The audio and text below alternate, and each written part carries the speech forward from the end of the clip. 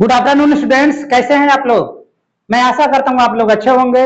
मैं राम किशुन, आप लोगों का मेरे चैनल में स्वागत है। मैं आज आप लोगों को कक्षा 10 गणित प्रश्नावली 5.3 का 18वां प्रश्न बताने जा रहा हूँ।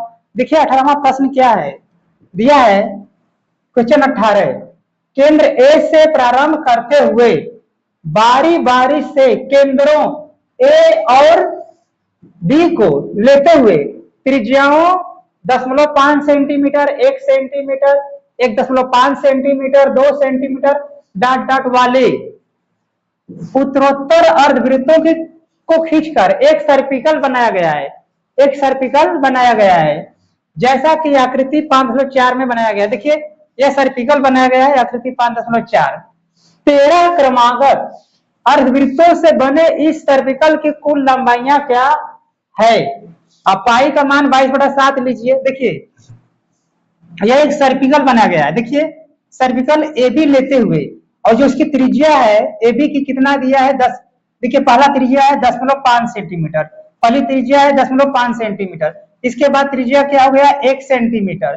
फिर इसी तरह से देखिए 1.5 सेंटीमीटर, 2 सेंटीमीटर वाले उत्तरोत्तर अर्धवृत्तों को खींचकर एक सर्पिकल बनाया गया है। यानी इस तरह से खींचकर एक सर्पिकल बनाया गया है। 13 क्रमागत अर्धवृत्तों से बने इस सर्पिकल की कुल लंबाई ज्ञात कीजिए। इसी तरह से जैसे देखिए यहाँ पर L1 छोड़ दिया, देखिए L1 यहाँ लिखे जाए तो L1 हो गया, फिर यहाँ ले यहाँ गया तो हो गया L2, फिर यहाँ से यहाँ खींचा तो हो गया L3। ये क्या है, सब अर्धवृत्त है। देखिए फिर यहाँ से यहाँ खींचा तो क्या हो गया 4, ये सब अर्धवृत्त है। फिर इसको ऐसे खींचेंगे यहाँ तक तो हो जाएगा L5, फिर इस तरह से L6, इस तरह से बढ़ता जा रहा है सर्पिकल में। तो इसमें दिया है हमें क्या लिखा है, इस तरह से 13 बनाना है तो 13 का हमें क्या होगा, लंबाई क्या होगा ये बताना है।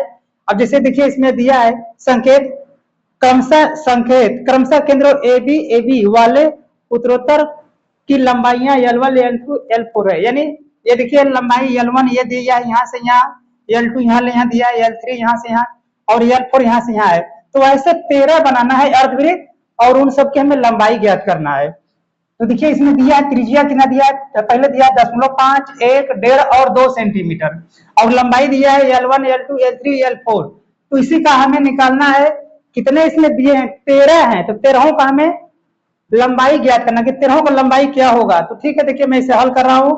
तो देखिए क्वेश्चन बहुत बड़ा है, जगह पूरा छेक लिया, इसलिए मैं इसे मिटा दे रहा हूँ। मिटाने के बाद मैं प्रश्न को हल कर रहा हूँ, आप लोग ध्यान से देखिए।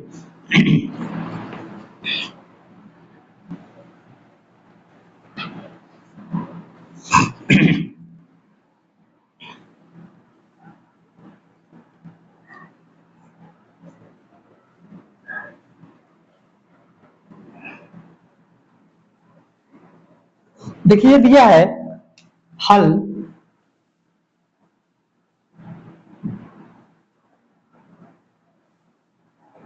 दिया है देखिए वृत्तों की त्रिज्याएं कितना दिया है, त्रिज्या R1,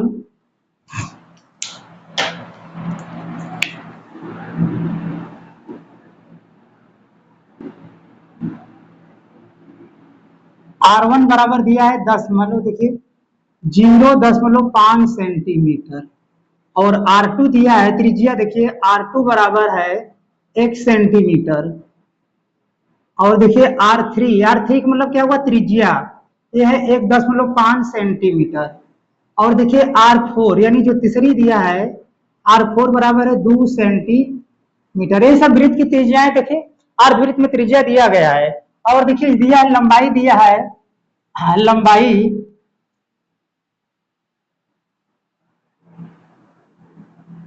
लंबाई L1 बराबर है, लंबाई L1 जिसमें दिया लंबाई L1, L2, L3, L4 लंबाई दिया है। इसी तरह से 13 लंबाई का हमें योग ज्ञात करना है। और देखिए ये जो अर्धवृत्त दिया है क्वेश्चन में, जो सर्पिकल दिया था अर्धवृत्त का, तो देखिए हम वृत्त का व्यास क्या होता है, वृत्त का व्यास होता है, किसी वृत्त का व्यास होता है देखिए 2πr। ये देखिए वृत्त का व्यास होता है। अगर इस तरह से अगर हम वृत्त बना देते हैं, सॉरी वृत्त की परिधि, वृत्त का परिधि होता है, वृत्त की परिधि होता है 2πr। तो अर्धवृत्त अगर है, अर्धवृत्त अर्धवृत्त का परिधि,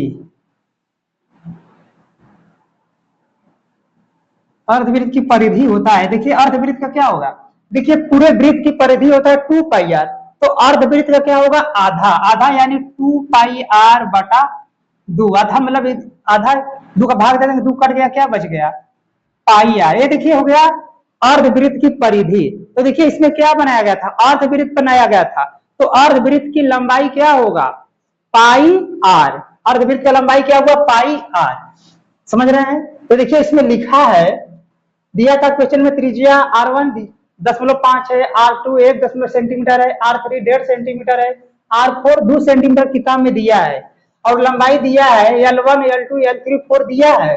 तो देखिए ये जो वृत्त है, वृत्त की पूरी लंबाई को क्या कहते हैं परिधि, ये वृत्त की जो पूरी लंबाई है उसे कहते हैं परिधि, लेकिन सवाल में हमें दिया केवल अर्धवृत्त दिया है, तो अर्धवृत्त का परिधि होता है देखिए 2 पाई आर का आधा यानी पाई आर। ये क्या दिखा रहा है वृत्त की लंबाई। अब देखिए वृत्त की लंबाई अर्धवृत्त में यहां से यही लंबाई है ना हुई, तो वृत्त की अर्धवृत्त की लंबाई है। तो देखिए हम यहाँ पर निकालेंगे अर्धवृत्त की लंबाई। देखिए पहले वृत्त की पहले देखिए लंबाई L1, यानी देखिए अर्धवृत्त की जो लंबाई है यानी L1, लंबाई L1, लंबाई L1 बराबर देखिए क्या होगा, लंबाई क्या होगा पाई आर, तो पाई आर, तो पाई का मान देखिए पाई है। अब पहला त्रिज्या देखिए आर क्या दिखा रहा है त्रिज्या को, आर किसको दिखाता है त्रिज्या, तो पहली की त्रिज्या क्या है 0.5, तो इसमें 0.5 का गुणा करेंगे तो क्या होगा 0.5 पाई। ये हो गया पहले वृत्त की लंबाई, पहली लंबाई, जो लंबाई क्वेश्चन में नहीं दिया था 1 2 3 4, तो पहली की लंबाई कितना हो गया पाई आर, एक हो गया। और जो दूसरा है, दूसरी की लंबाई देखिए लंबाई, दूसरा जो लंबाई दिया, जो सर्पिकल में लंबाई दिया था, देखिए पहला L1 था, L2 था, L3 था, L4, तो L2 की लंबाई क्या होगा देखिए पाई आर, तो दूसरे का देखिए क्या होगा पाई, तो पाई रहेगा, आर का मान क्या है दूसरे का, यानी R2 त्रिज्या क्या है 1 सेंटीमीटर, तो इसमें 1 का गुणा करेंगे, अगर पाई में 1 का गुणा करेंगे तो क्या होगा पाई, ये हो गया समीकरण 2। समझ में आ रहा है। जैसे देखिए लंबाई दिया था, सर्पिकल में दिया था लंबाई L1 L2 L3 L4, तो देखिए L1 का मान हमारा हो गया पाई आर, पाई का मान है पाई, आर का मान 0.1, जो R1 था 0.5, तो 0.5 आर, और लंबाई L2 बराबर क्या होगा पाई आर, तो पाई के जगह पर पाई हुआ, आर का मान दिया दूसरा क्या 1 तो 1 लिखा तो क्या इतना। इसी तरह से देखिए लंबाई, लंबाई L3 बराबर क्या होगा pi r, pi r, pi r, तो देखिए पाई के जगह पर पाई रहेगा, आर का मान क्या हुआ तीसरा बात 1.5, 1.5 के इसमें गुणा करेंगे तो क्या होगा 1.5 पाई। इसी प्रकार से देखिए लंबाई L4 बराबर क्या होगा पाई आर, पाई आर, तो पाई का मान पाई है, आर का मान इस बार 2 है, तो क्या हो जाएगा ये हो जाएगा 2 पाई। ये देखिए हो गया एक तीसरा, ये हो गया चौथा, ये देखिए हो गया लंबाइयां। अब इसके पूछ रहा है कि इसमें 13 ऐसी लंबाइयां हैं, तो 13 का योग क्या होगा, तो देखिए हम योगफल का फार्मूला लगाएंगे, तो पहले देखिए निकालेंगे। अब देखिए A1 बराबर क्या हो गया, A1 देखिए अब इस पर हम समीकरण लिख सकते हैं, देखिए हो गया 0.5 पाई, फिर हो गया पाई, फिर देखिए हो गया 1.5 पाई, फिर देखिए हो गया 2 पाई। तो अब इसमें देखिए ये हो गया A1 A2 A3 A4, इसी तरह से हम निकाल करके जो योगफल का फार्मूला उसको लगा कर इसे हल करेंगे। तो देखिए A1 बराबर हमारा हो गया 0.5 पाई, A2 का मान हमारा हो गया पाई, अब ये 3 का मान देखिए ये हो गया, A4 का मान ये हो गया, तो D निकालेंगे तो D बराबर क्या होता है A2 माइनस A1, तो A2 का मान देखिए क्या है पाई, माइनस A1 का मान क्या है देखिए 0.5 पाई, ठीक है। इसके बाद अब देखिए क्या होगा, अगर हम 1 पाई में से आधा पाई निकालेंगे तो क्या बचेगा 0.5 पाई। देखिए ये पाई क्या है 1 पाई है, 1 पाई में ले 0.5 पाई, यानी आधा पाई निकालेंगे तो क्या बचेगा 0.5 पाई बचेगा, तो यहाँ पर क्या होगा 0.5 पाई, यानी डी का मान हो गया 0.5। और इसमें देखिए कितने पद दिए थे, क्वेश्चन में दिया है 13 पद, तो n बराबर कितना हो गया, n बराबर हो गया 13, n बराबर हो गया 13, तो हमें सभी 13 पदों का योग निकालना है।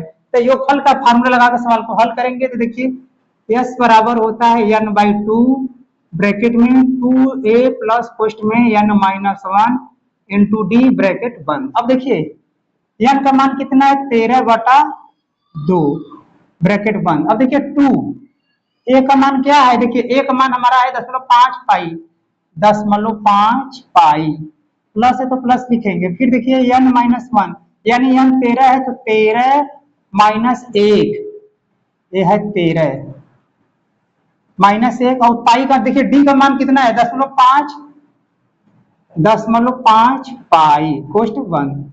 अब देखिए इसको ये हो गया 13/2 ब्रैकेट बंद। अब देखिए 0.5 पाई में 2 का गुणा करेंगे तो क्या हो जाएगा, खाली पाई होगा यानी 1 हो जाएगा। देखिए 0.5 पाई में अगर हमने 2 का गुणा किया तो क्या हो गया 2 पंजे 10 अब पाई यानी 0.1 जगह पर लगा दिया तो क्या हो गया 1 यानी 1 पाई हो गया। तो 1 पाई के लिए हम 1 नहीं लिखते हैं, देखिए 2 का गुणा किया 0.5 पाई में तो क्या हो गया है 1 पाई, तो 1 पाई नहीं लिखते, 1 पाई हुआ तो 1 पाई नहीं लिखेंगे।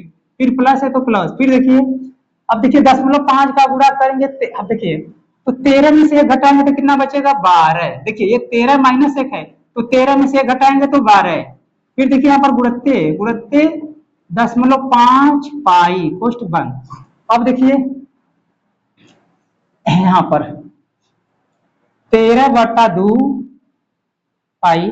अब देखिए ये पाई है प्लस, अब देखिए 0.5 पाई को हम हटा लेते हैं, बाद में गुणा कर देंगे। 0.5 में 12 का गुणा करते हैं तो देखिए 2 पंजे 10 का शून्य हाथ में गया 1, या इसको ऊपर कर देते हैं। देखिए 12 में 10.5 का गुणा करेंगे, 5 गुना 10 का शून्य हासिल हो गया 1, 5 1 कम 5 और 1 6, 10 ये जगह पर लगा देते हैं हो गया 0 यानी 6।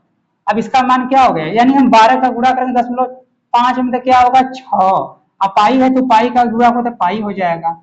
अब देखिए 13/2 पोस्ट में देखिए 1 पाई यहाँ पर है, यहाँ पर 6 पाई तो क्या होगा 7 पाई, ये हो गया 7 पाई। अब देखिए 7 पाई हो गया तो अब देखिए ये हो गया 13। अब देखिए अगर हम 2 का भाग देंगे 13 में तो क्या होगा 6.5। अब गुणत्ते ये देखिए क्या है 7 पाई, तो 7 पाई मतलब क्या होगा 7 गुणत्ते पाई का मान होता है 22/7, 22/7। तो देखिए 7 से 7 कट गया, बचा क्या 6.5 गुणत्ते 22 यानी 6.5 में 22 का गुणा करेंगे तो देखिए 6.5 गुणत्ते 22, 2 पंजे 10 के शून्य हाथ में आ गया 1, 2 छके 12 1 13। फिर देखिए 2 पंजे 10 के शून्य हासिल हो गया 1, 2 छके 12 1 13 यानी 0 3 3 1 4 और 1 दशमलव। देखिए एक अंक पर लगाते हैं, दशमलव लगा देंगे तो बचा क्या 143। ये हो गया इसके योगफल, यानी इसमें जो 13 पद है उनकी लंबाई क्या हो गया, लंबाई बराबर हो गया 143 सेंटीमीटर। देखिए प्रश्न यही कर रहा था, इसमें जो 13 सर्पिकल बनाए गए हैं तो 13 सर्पिलों का लंबाई क्या होगा। देखिए n बराबर 13 था तो 13 सर्पिलों का लंबाई होगा 143 सेंटीमीटर। तो मैं आशा करता हूँ आपको समझ में आ रहा है। यदि आपको मेरा वीडियो अच्छा लगे तो आप इसे लाइक कीजिए, शेयर कीजिए, सब्सक्राइब कीजिए। धन्यवाद।